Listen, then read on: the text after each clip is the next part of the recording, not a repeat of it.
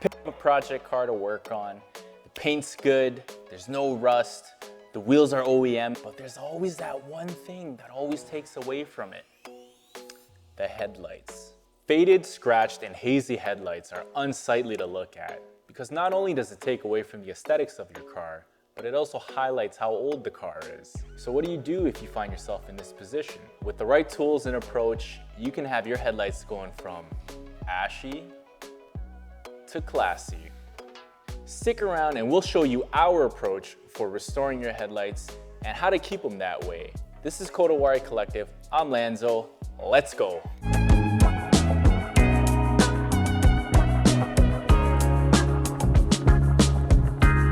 One of the things to consider before approaching a project like this is to take in how scuffed or damaged the headlights are. This will give you a good understanding of how much work you're about to put in. So the headlights we're working with today aren't terrible, but they're not great either. I mean, they've seen some scratches, some pitting, and they definitely have a haze to them. So the method we're going to use today involves a bit of wet sanding, followed up by some polishing, and the last step we're going to take involves a method designed to preserve all that hard work you just put in. All right, so for the first part, we're gonna prep our work surface and give the area a nice clean. Grab your spray bottle, spritz it on the lens, and then you're gonna grab your microfiber rag and dry it off. These headlights aren't too bad since they've already been pre-cleaned. We're just getting all the dust, particles that might have settled over the lens. It's important to make sure that the area is really dry before we start applying masking tape to prevent it from lifting after we've set it down. The tape's gonna provide a nice buffer zone for the areas of the car that we don't actually want sanded. Next up, you're gonna grab your foam block, some sanding paper, a spray bottle full of water, and a microfiber rag. For our set of headlights, we're gonna be using an 800 grit sandpaper and then working up to a 1500 and then finally a 2000.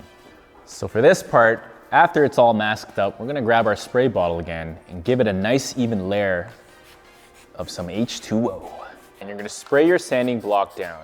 Try to saturate it as best you can. This will provide a nice even layer of moisture to keep the sanding dust down and also act as a lubricant as we're working. The idea is to alternate our strokes each time we progress to a finer grit.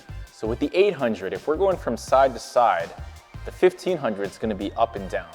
This is gonna make leveling out the scratches easier when you're going against the grain rather than with it.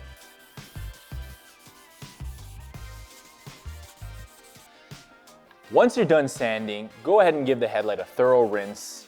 Then grab your towel and give it a nice dry down. Now we're gonna grab our polisher to help us achieve that glass-like shine. If you don't have access to one of these, another option would be buying a backing plate designed specifically for use with a drill.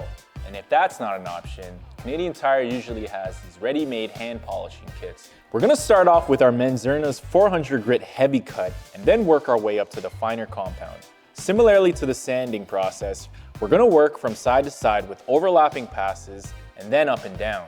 Make your passes in a smooth and controlled way, making sure to not stay in one section too long to cause too much heat buildup.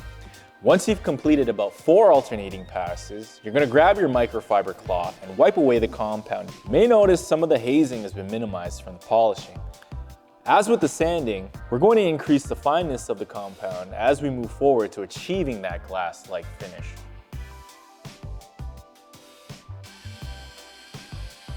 You could stop right here, but we definitely recommend taking it a step further. There are many ways to preserve the hard work that you just put in, including sprays, covers, and coatings. But the method we recommend is using a premium automotive grade film. The one we're using today is STEK Platinum. One of the best advantages of using a film to preserve the work is that it'll take the abuse of your unprotected lens would normally incur. When it starts to look beat up and worn, you can simply peel it off and reapply a new one. The length of how long these premium films will last depends on your usage, but you can expect anywhere from 5 years minimum. And there you have it. Good as new. If you guys like this content, be sure to give us a thumbs up, comment, subscribe, share us with your friends, and also be sure to check out more of our detailed videos on the page. You can also reach us on our other social platforms, including Facebook and Instagram at Kodawari Collective. I'm Alan, this is Kodawari Collective, and we'll catch you guys on the next one. Peace.